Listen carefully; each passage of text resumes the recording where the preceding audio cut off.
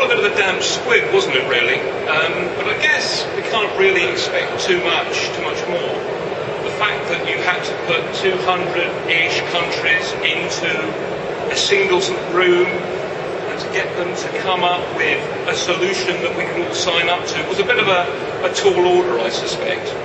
But there were some very good outcomes from that, getting the US into play, getting China now beginning to think about activities which will reduce carbon is all good things to do, but we need to look now at how the roadshow moves on. It'll be obviously going to Germany and on to Mexico. That kind of gets me to think about the ancient Greeks, as you do. The ancient Greeks really were the first known civilization to think about sustainability in the form that we think of it now. Their obvious quest was to look for soil fertility and to look for water stability.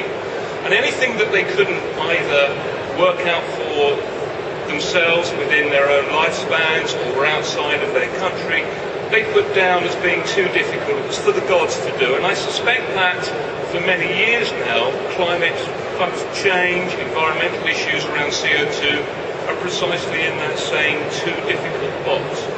And really what we need to think about is how we can move on.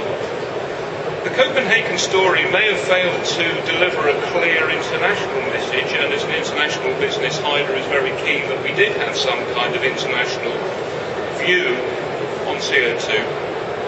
But what we are now looking for is how the UK can take things forward. And let's not lose sight of the fact that the UK has got the most stringent targets in terms of binding CO2 targets to cut back on what's produced.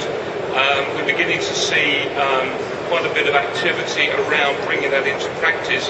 But the actual size of the task that we have to face is very high. Cutting by 50% or 80% is a huge, huge task. And that's quite an issue for anybody to try and come to terms with. And in order to think about how we might do that, I'm minded to my training. I'm a biochemist, for my sins, and I'm quite used to studying the interactions between organisms and how they live, environmental activities, etc. And what that shows is that there's a number of ways in which you can view evolution. And for a great number of years there was a debate about how you take things forward, how do you move from where you are, how do things change, how do things happen over the long periods of time. And there's a group of people that you might like to know about who are called phyletic gradualists. I need to write that down. And what their view was that evolution happened very slowly, but over a very long period. And so what you ended up with was accumulations of things that were going on. On the other side, there were those people who wanted the theory of punctuated equilibria. What does that mean? Well, that means great periods when nothing happens, and then quite distinct short periods where lots went on, like asteroids hitting the Earth, volcanoes in Iceland, things like that. And so what we're now finding, of course, is that in truth, both of those come into play. What you're looking at is the fact that evolution happens with lots of gradual things that happen, and then it's punctuated by some quite large things which go on.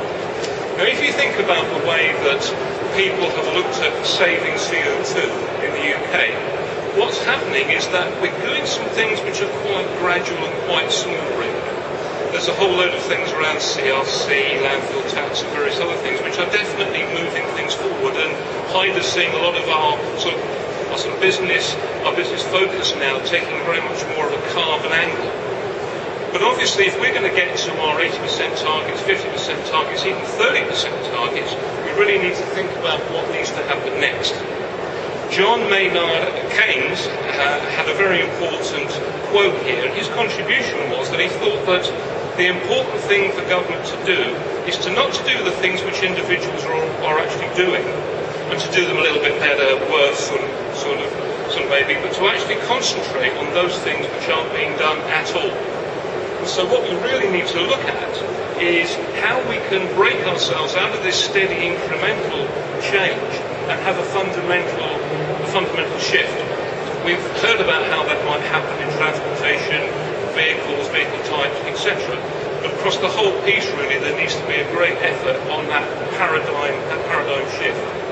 And there are some opportunities to do that, and there are some industries where that can actually happen.